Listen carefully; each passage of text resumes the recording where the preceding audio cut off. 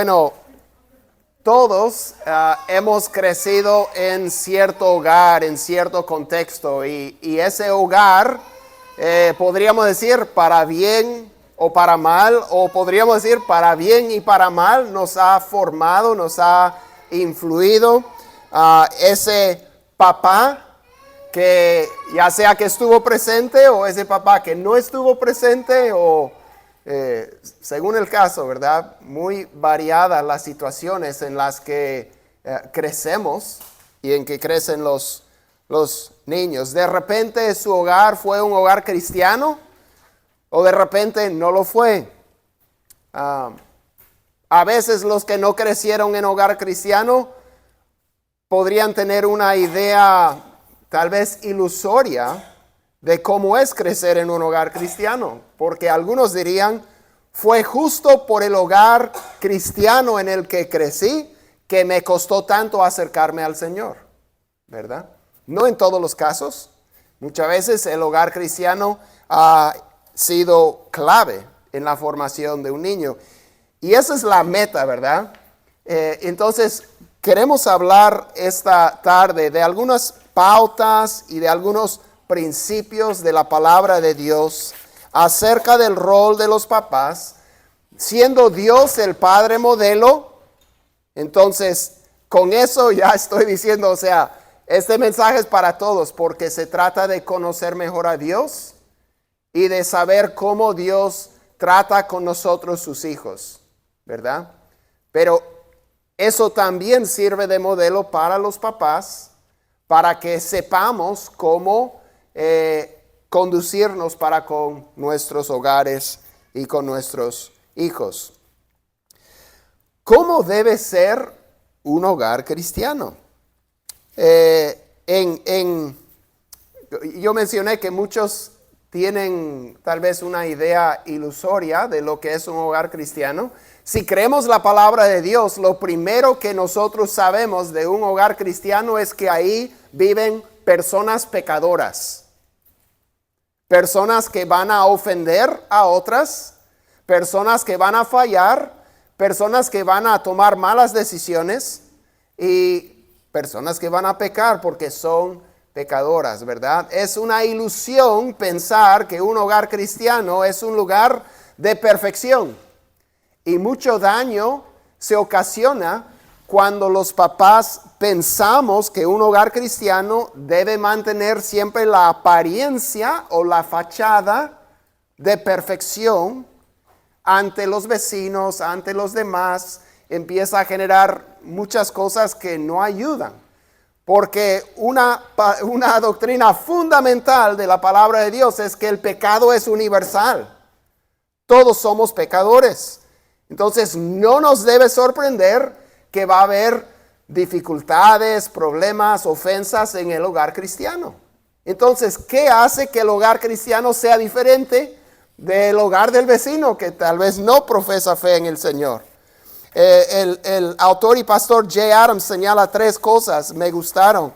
Dice, en el hogar cristiano, las personas pueden reconocer que son pecadores, pueden reconocer su pecado. Ellos saben cuál es el problema en la familia. El problema en la familia somos todos los que integramos la familia. Somos el problema. Todos tenemos pecado, ¿verdad?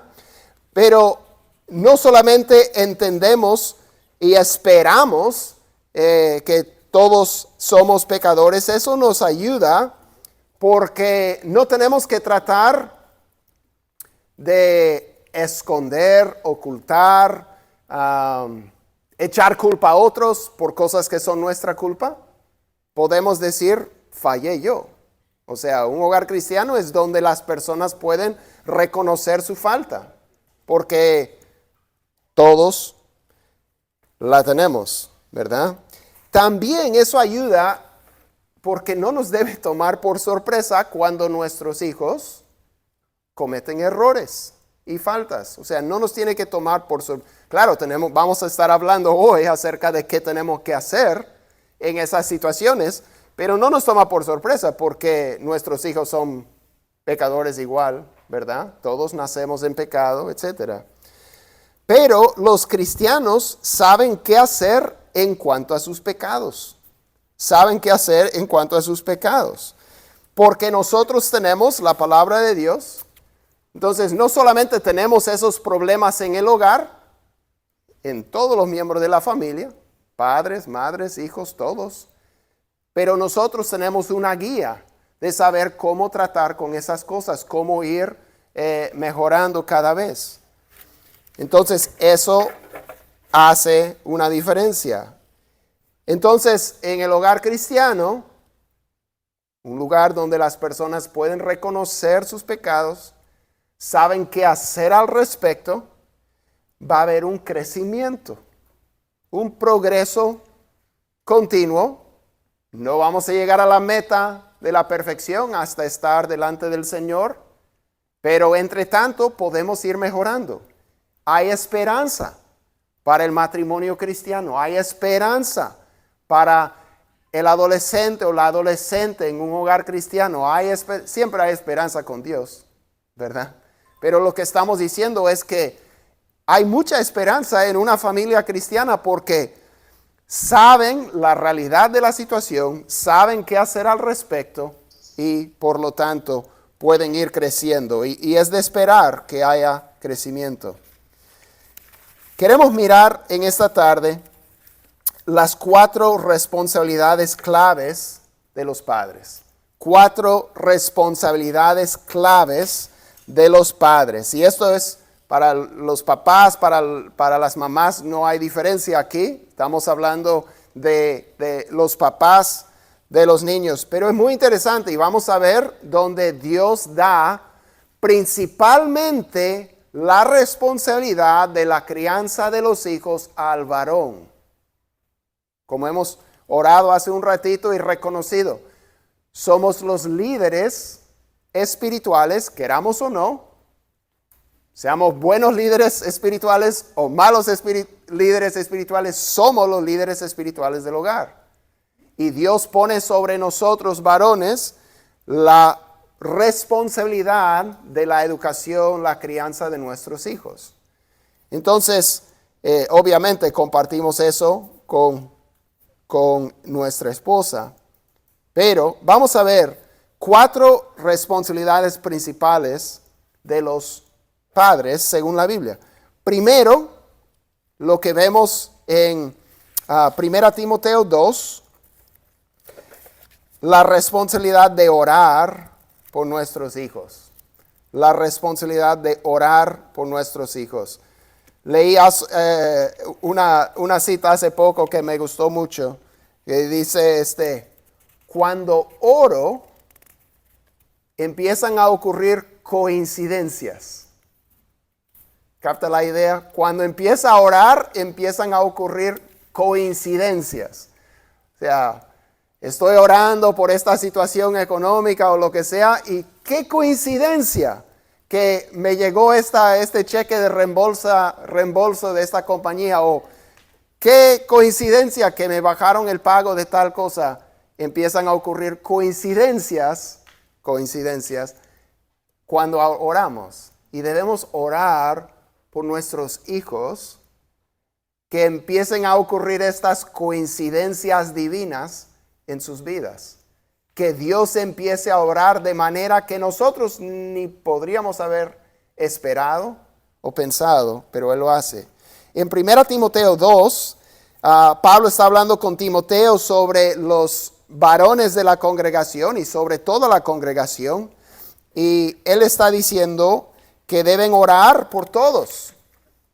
Y él dice lo siguiente: exhorto pues ante todo que se hagan plegarias, oraciones, peticiones y acciones de gracias por todos los hombres. Y él menciona varias categorías de personas, líderes en la sociedad, etc. Y después continúa en el versículo 3 y dice: porque esto es bueno y agradable delante de Dios nuestro Salvador, el cual quiere que todos los hombres sean salvos, incluyendo nuestros hijos, y vengan al pleno conocimiento de la verdad, porque hay un solo Dios y también un solo mediador entre Dios y los hombres, Jesucristo hombre. En el versículo 8 dice, por tanto, quiero que en todo lugar los varones, los hombres, oren levantando manos santas, sin ira ni discusiones. Pablo llama a los varones, específicamente los varones de la congregación, a orar. Podríamos decir que por lo general la mujer sobrepasa al varón en la oración. Podríamos decir, tal vez le nace más, pero eso no cambia el hecho de que Dios espera que los varones oremos como líderes espirituales y orar por nuestros hijos. En Lamentaciones hay un pasaje, les leo, estaban en una situación en Jerusalén, el nombre del libro, Lamentaciones, o sea, el libro se llama Llantos, porque solo había destrucción y la población estaba pasando hambre física.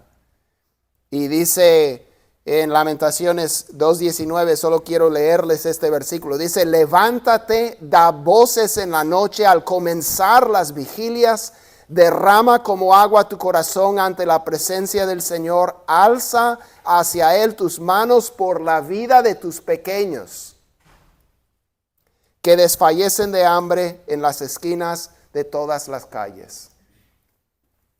De repente nuestros hijos no están desfalleciendo de hambre física, pero en la sociedad en la que vivimos, hambre de la palabra, hambre de la verdad.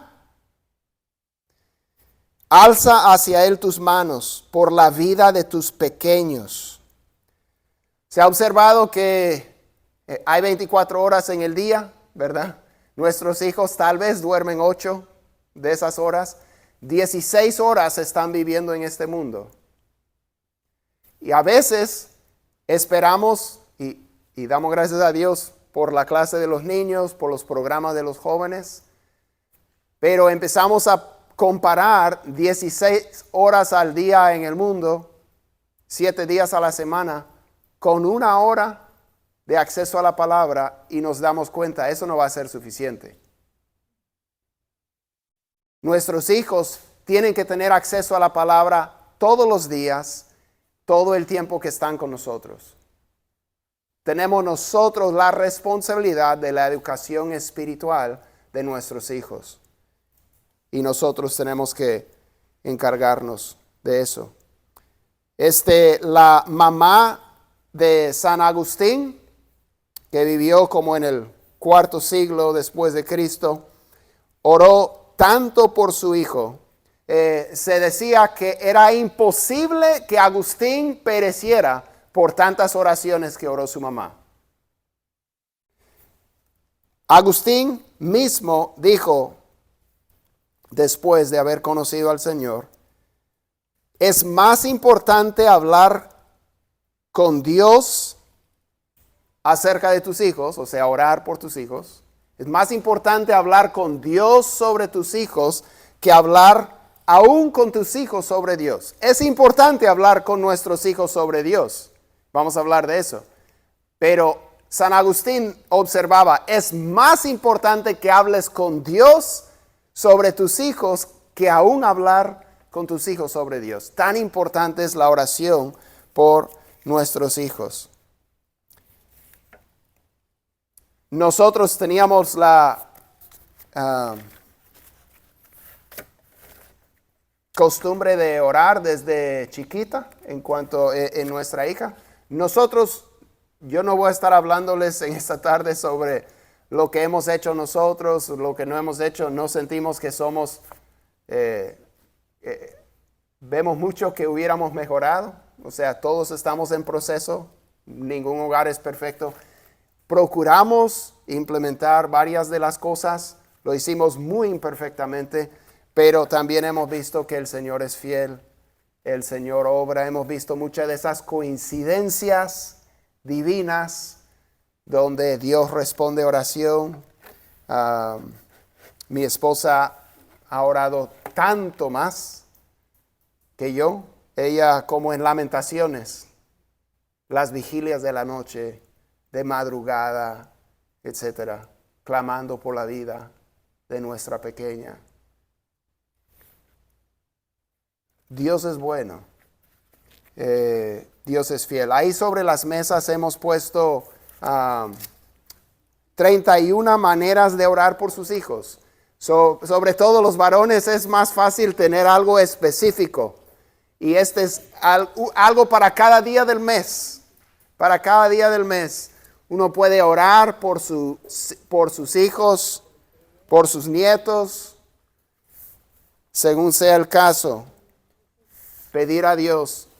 Entonces esto puede servir de guía, papás, cada día. No tiene que ser largo. A veces nosotros somos concisos y precisos. Vamos al grano. Dios no necesita lenguaje muy florido y todo lo demás. Podemos ir al grano y podemos hablar con Dios y pedirle estas cosas por nuestros hijos. Tenemos algunas copias extras si alguien no tiene. ¿Tienen ustedes, hermano? Ahí está. Sí, para ustedes. Lo primero que tenemos que hacer es orar por nuestros hijos. Segundo, tenemos que modelar lo que es seguir al Señor a nuestros hijos. Primera de Pedro 5, versículo 3. Pedro está hablando con los líderes de la iglesia, con los ancianos, y él les dice esto. Les dice, tampoco como teniendo señorío sobre los que les han sido confiados, sino demostrando ser ejemplos del rebaño. Este es un principio que se aplica a los papás también, porque nuestros hijos nos han sido confiados por el Señor. Y no debemos, esta frase teniendo señorío también se traduce en otra versión, no sean tiranos. No sean tiranos sobre los que les han sido confiados, sino sean ejemplos para ellos. Nuestro ejemplo es tan importante porque nuestros hijos no están aprendiendo tanto de lo que decimos como de lo que hacemos, ¿verdad? Ya hemos dicho desde el principio, no estamos hablando de la perfección. Estamos hablando de ser un ejemplo consecuente de una persona que está procurando seguir a Cristo. Esto quiere decir que cuando fallamos, reconocemos que hemos fallado. Cuando le hemos, vamos a decir, alzado la voz indebidamente a nuestros hijos, podemos pedirles disculpas. Eso va muy en contra de, podríamos decir, el consejo de otras generaciones. Pero según la palabra de Dios, todos somos pecadores. Cuando pecamos contra alguien, debemos pedirle perdón. Eso incluye a nuestros hijos. Eso incluye a nuestros hijos.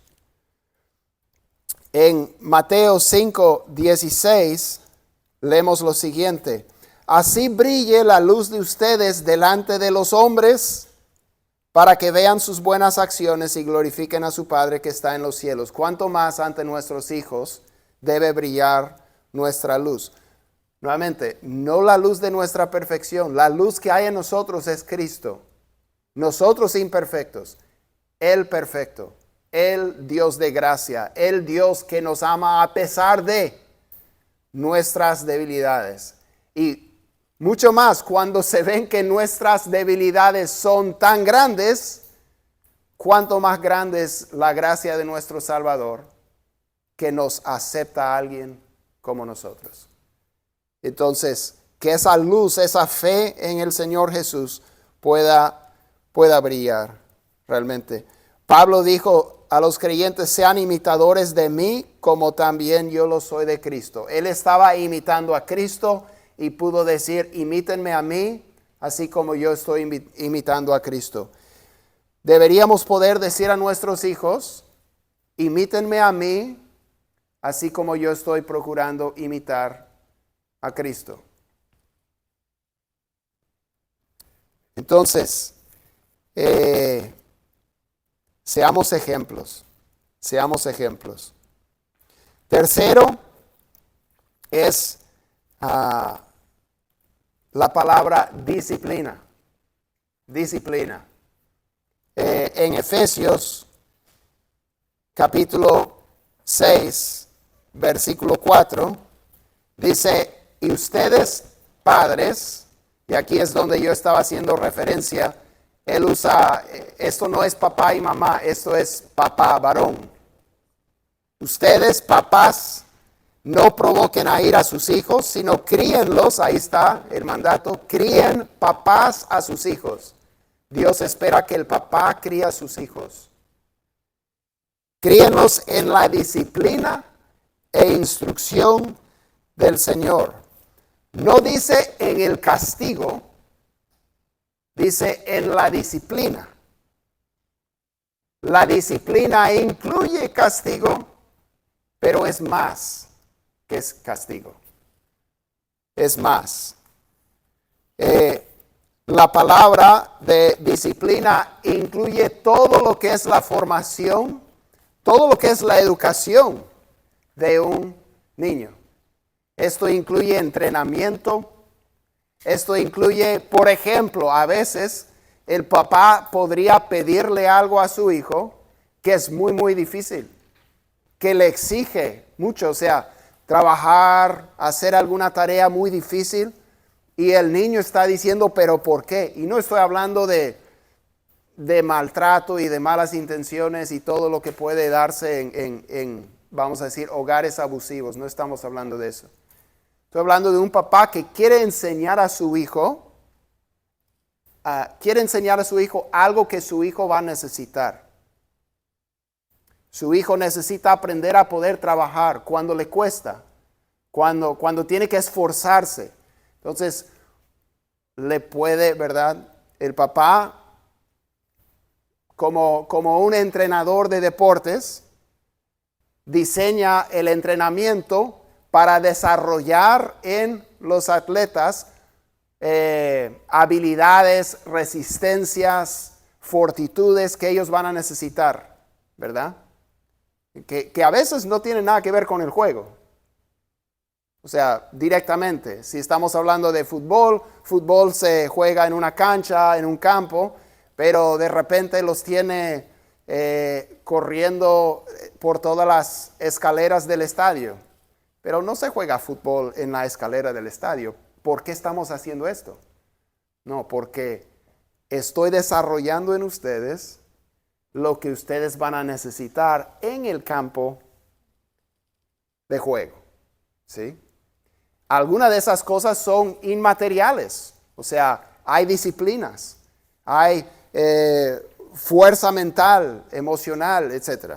Bueno, el entrenamiento de nuestros hijos, la disciplina. Un pasaje clave en cuanto a esto que tiene que ver con nuestro Dios es Hebreos capítulo 12. Hebreos 12 habla de cómo Dios disciplina a sus hijos. Hebreos 12, del 4 al 11, vamos a leer. Cita un pasaje de Proverbios que hablaba de la disciplina del Señor. Pero nuevamente, disciplina no es solamente la corrección, no es solamente el castigo. Cuando aquí está hablando de disciplina, según yo entiendo el libro de Hebreos, Dios no les está castigando por un pecado, sino que Dios les está llevando por pruebas y aflicciones, situaciones difíciles en la vida. Pero Dios lo está haciendo para su crecimiento espiritual. Entonces, dice así, porque todavía en su lucha contra el pecado, ustedes no han resistido hasta el punto de derramar sangre. Además, han olvidado, o sea, les está diciendo, mira, la lucha se ha puesto difícil, pero siguen vivos. Además, han olvidado la exhortación que como a hijos se les dirige. y aquí cita de Proverbios: Hijo mío, no tengas en poco la disciplina del Señor. No te desanimes al ser reprendido por Él, porque el Señor al que ama disciplina y azota a todo el que recibe por hijo. La corrección y el castigo es parte de la disciplina. Bueno, podríamos decir que hoy en día no, pero según la Biblia sí. Bien aplicada en su momento de la manera de vida. Es para su corrección que sufren. Dios los trata como a hijos. ¿Por qué todo esto me está pasando? Porque son hijos de Dios y Dios los está entrenando, les está disciplinando, les está enseñando. Porque ¿qué hijo hay a quien su padre no discipline? Pero si están sin disciplina, de la cual todos han sido hechos participantes, entonces son hijos ilegítimos y no hijos verdaderos. Además, tuvimos padres terrenales para disciplinarnos y los respetábamos. Con cuánta más razón no estaremos sujetos al Padre de nuestros espíritus y viviremos. Porque ellos nos disciplinaban por pocos días, como les parecía, pero Él nos disciplina para nuestro bien, para que participemos de su santidad. Al presente, ninguna disciplina parece ser causa de gozo, sino de tristeza. Sin embargo, a los que han sido ejercitados por medio de ella, después les da fruto apacible de justicia. Enfoque a la familia resalta en este pasaje algunas cosas interesantes. La necesidad de la disciplina es la falta de santidad en nosotros. ¿Cuál es el medio de la disciplina? Acciones y palabras. En el versículo 5 vemos eso. No te desanimes cuando seas reprendido, palabras, por Él. La disciplina del Señor, acciones. El motivo de la disciplina, eso es muy clave. ¿Cuál es el motivo de la disciplina del Señor? ¿Por qué el Padre nos disciplina? Porque nos ama. Porque nos ama. Dice que si no nos ama, no nos disciplina. Pero no es muy fácil hoy en día tener esas cosas al revés. Hoy en día pensamos que si disciplinamos y corregimos es que no amamos. Y que si disciplinamos es que no amamos. Pero Dios disciplina al que ama. Proverbios está lleno de citas al respecto. Hasta dice, el que aborrece a su hijo detiene el castigo. El que lo ama desde temprano lo corrige. La corrección bíblica, yo sé, ha habido muchos abusos y por eso los que han sufrido esos abusos dicen, no, eso no es bueno. Y es cierto, eso no es bueno. Pero la corrección bíblica es amor. Es amor. No es un maltrato. Es una corrección que enseña al niño que existe autoridad en este mundo y autoridad divina es la máxima. Dice que la necedad está ligada en el corazón del muchacho. Eso, ¿cuánto lo vemos, verdad? La necedad está ligada en el corazón del muchacho, pero la vara de corrección la alejará de él.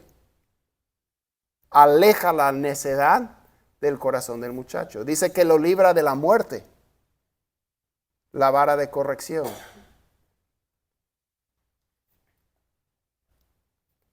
Claro, la vara debe ser de tamaño apropiado según la edad del niño, ¿verdad? Y Dios ha dado ciertas partes del cuerpo que casi podríamos decir fueron diseñadas para el castigo físico, donde no lastima, casi son como almohadas, duele, pero ahí nomás. Y el niño aprende, entra en razón. Aprende que hay que obedecer o si no hay consecuencias. Va a necesitar esa habilidad cuando crezca. ¿Tengo que hacer lo que se me pide o va a haber consecuencias? Pero cuando no ha habido corrección, el niño sigue con la necedad de pensar que puede hacer lo que no debe y no va a haber consecuencias. La corrección es muy importante. Pero, como dijo ahí en Efesios, críenlos en la disciplina e instrucción del Señor. No es solamente, vamos a decir, castigo físico. ¿Por qué lo está castigando? Vemos en la palabra de Dios que Dios nos da mandatos, nos da reglas, pero nos dice por qué nos está dando esas reglas. Nos dice qué va a pasar si no hacemos y qué va a pasar si lo hacemos. Algunos consejos sobre la disciplina, 5 principios para la disciplina de sus hijos. Esto estaba en Coalición por el Evangelio, pero en inglés, Gospel Coalition. Melissa Kruger escribió un artículo ahí con algunos consejos. Sé proactivo, no reactivo. Por ejemplo, ella daba la ilustración antes de entrar en una tienda, ella platicaba con sus hijos y decía, ahora, entrando en esta tienda, no vamos a portarnos como salvajes, ¿verdad? ¿Cómo se porta un niño salvaje? Un niño loco. Y los niños empiezan a decir, empieza a agarrar lo que quiere, empieza a tirarse al suelo, Claro, y no vamos a hacer eso, ¿verdad? No, ok, y entran. Y funciona mucho mejor que solo entrar en la tienda y después tratar de lidiar con el comportamiento del niño. O sea, ser proactivo, no solamente reactivo. Obviamente, si el niño se hace como loco en la tienda, hay que manejarlo, ¿no? Pero puede beneficiarnos mucho no ser solamente reactivos. Dice también, da tanto recompensas como consecuencias. No solo consecuencias por lo negativo, sino recompensas por lo positivo. Te portaste súper bien, etc. Haz cumplir las reglas que pones. Si dices, si haces esto, vas a tener tal castigo, y el niño lo hace, tiene que tener tal castigo. O sea, hay que hacer cumplir. Usa un método de disciplina que sea eficaz. Según Hebreos, debe ser desagradable al niño. Dice, causa de tristeza o doloroso.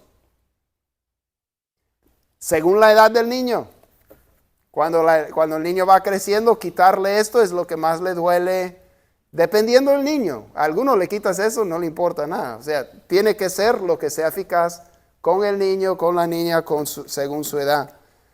Y procura atraparlos haciendo el bien, no solamente haciendo el mal, ¿verdad? El principio más importante es que solo Dios puede cambiar el corazón de un niño. Nosotros no estamos en control, es Dios el que tiene que obrar. Bien, tenemos que orar, ser ejemplos, disciplinar y enseñarles, por último, la palabra de Dios. Enseñarles la palabra de Dios. En Deuteronomio hay un pasaje muy clave para el pueblo de Dios, el pueblo de Israel, y nos ayuda mucho a saber cómo y cuándo hablar con nuestros hijos sobre la palabra de Dios. En Deuteronomio 6, versículos 4 a 7, dice así: Escucha, oh Israel, el Señor es nuestro Dios, el Señor uno es. Amarás al Señor tu Dios con todo tu corazón, con toda tu alma y con toda tu fuerza. Estas palabras que yo te mando hoy estarán sobre tu corazón. Las enseñarás diligentemente a tus hijos y hablarás de ellas cuando te sientes en tu casa y cuando andes por el camino, cuando te acuestes y cuando te levantes. ¿Cuándo debemos hablar del Señor con nuestros hijos? Todo el tiempo que estamos con nuestros hijos. No digo que vamos a estar citándoles versículos únicamente. Es un diálogo, aplicando la palabra de Dios a la vida diaria, a la vida real, a las actividades de la familia. Los niños tienden a hacer preguntas. Entonces uno responde sus preguntas. Responde honestamente, con el nivel de detalle que sea apropiado para el niño, pero honestamente basado en la palabra de Dios. Un gran ejemplo de un niño que benefició, por lo menos en parte, de un hogar cristiano así, fue Timoteo. Y para concluir, vamos a escuchar lo que la Biblia dice respecto a Timoteo. Segunda Timoteo, capítulo 3, versículos 14 a 15. Pablo ya ha mencionado en la primera parte de su carta acerca de la mamá de Timoteo y la abuela de Timoteo. Ambas tenían una fe no fingida. Fueron mujeres de oración, sin lugar a dudas. Mujeres de ejemplo consecuente, no perfectas, estoy seguro, pero de una fe no fingida. Sinceramente amaban y buscaban al Señor. Y dice Pablo a Timoteo en el versículo 14 del capítulo 3. Tú, Timoteo, sin embargo, persiste en las cosas que has aprendido y de las cuales te convenciste, sabiendo de quiénes, en femenino, de quiénes, o sea, tu mamá y tu abuela, sabiendo de quiénes las has aprendido. Desde la niñez has sabido las sagradas escrituras, las cuales te pueden dar la sabiduría que lleva a la salvación mediante la fe en Cristo Jesús. Cuando dice la niñez, la palabra es desde la niñez muy temprana, casi la infancia. Podríamos decir, desde la infancia has sabido las sagradas escrituras.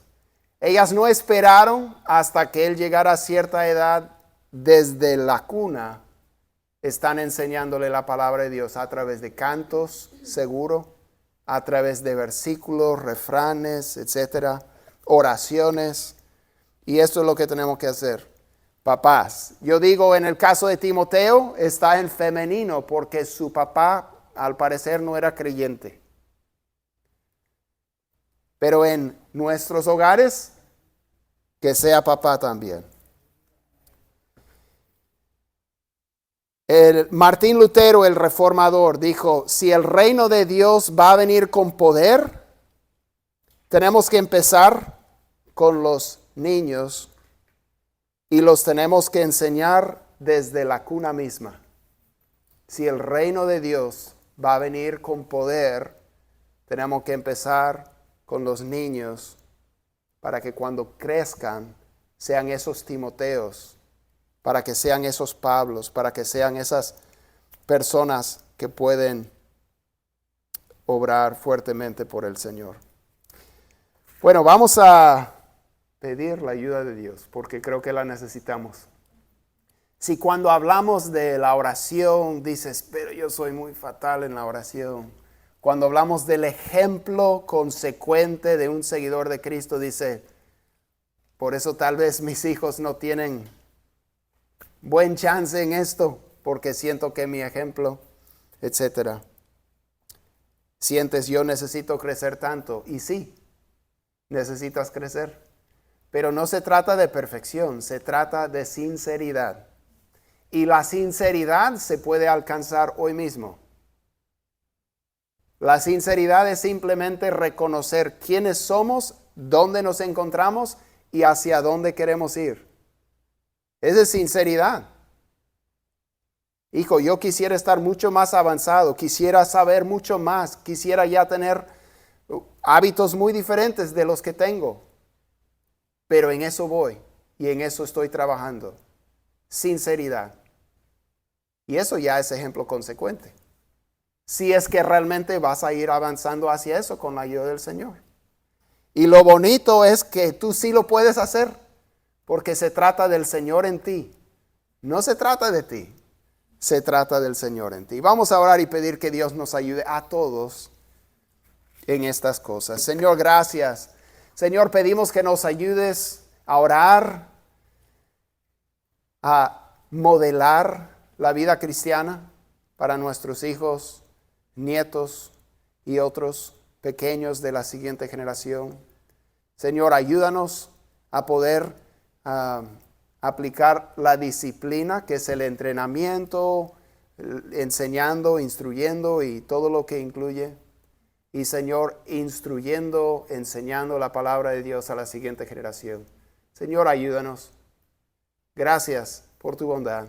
Y gracias, Señor, por ser el Padre ejemplar. Porque en cada momento, cuando no sabemos qué hacer, podemos simplemente decir, ¿qué es lo que Dios hace conmigo cuando yo estoy en esta situación en que está mi hijo? Cuando yo me porto como se está portando mi hijo. Cómo Dios me trata. Ahí vamos a tener la respuesta. Porque eres el Padre perfecto. Gracias, Señor. Ayúdanos y, Señor, da gran felicidad a todos los papás en este día. En el nombre de Jesús. Amén. Amén. Gracias por